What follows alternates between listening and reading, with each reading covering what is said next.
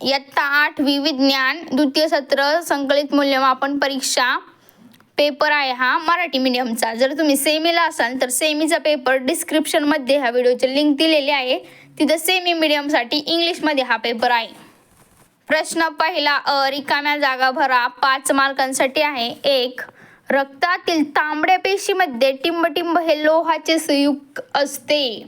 दुसरा आहे ओ रक्तगट असलेल्या व्यक्तीला टिंबटिंब म्हणतात. ओ पॉझिटिव्ह म्हणतात त्याला. नंतर तिसरा लोखंडाचे गंजणे हा टिंबटिंब होणारा रासायनिक बदल आहे. चौथं तापमापी हे उपकरण टिंबटिंब मोजण्याचे वापर आहे. ताप मोजण्याचे. 5वा हवा पाणी खनिज मृदा ही परिसंस्थेतील टिंबटिंब घटक होय. ब व्याख्या लिहा. 1. प्रकाशाचे अनियमित पर्यावरण. व्याख्या लिहायची बरं कायची.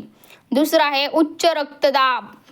प्रश्न दुसरा आहे आकृती काढा. आणि 3 प्रश्न दिलेले तिथे तुम्हाला आकृती काढायला आणि 9 मार्कासाठी म्हणजे एका आकृतीला 3 मार्क येतं.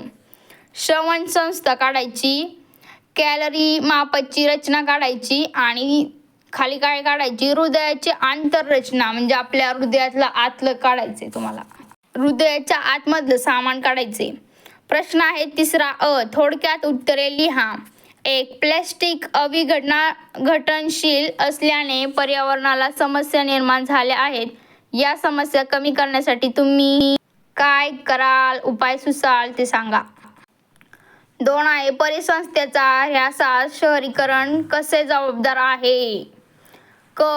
विसंगत पद ओळखा म्हणजे गटात न बसणारा शब्द ओळखायचा आहे. 1 आहे DNA रायबोझोम्स हरितलवक म्हणजे ह्यापैकी आपल्याला एक शब्द असा ओळखायचा आहे की तो वेगळा आहे आणि तो पुढे लिहायचा आहे. प्रश्न चौथा आहे फरक स्पष्ट करा. 1 आहे मानव निर्मित पदार्थ आणि दुसरं काय आहे निसर्ग निर्मित पदार्थ. दुसरा प्रश्न आहे आम्ल आणि आम्लारी ॲसिड अँड बेस. तिसरा आहे धमन्या व शिरा. ब कारणे लिहा. गुण आहेत 9. पहिला प्रश्न आहे मानवाचे रक्त तांबड्या रंगाचे असते. मानवाचे रक्त तांबड्या रंगाचे असते काय, लाल असते. पण पेपरमध्ये तांबडं लिहिलंय तर तांबडं ते तांबडं. दुसरं तोंडाने वेगवेगळे स्वर काढताना स्वरतंतूवर ताण बदलणे आवश्यक असते.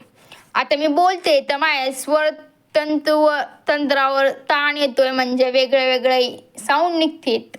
असं का होतं. 3. परिसंस्थेतील वनस्पतींना उत्पादक म्हणतात. क. खालील उदाहरणे सोडवा. गुण आहेत 6. 1. फॅरेनहाइट एककातील तापमान किती असल्यास ते सेल्सिअस एककातील तापमानाच्या दुप्पट असेल. हा आहे शेवटचा प्रश्न. 2. सपाट आरसा व परावर्तित किरण यांच्यातील कोन 400चा असेल तर आपतन कोन व परावर्तन कोणांची मापे काढा. इथे तुमची प्रश्नपत्रिका संपलेली आहे. जर सेमीला असेल कुणी तर डिस्क्रिप्शनमध्ये सेमीची प्रश्नपत्रिका आहे. थँक्यू. तुमच्या मित्रांना शेअर करा व्हिडिओ आणि आवडला तर कमेंट करून सांगा.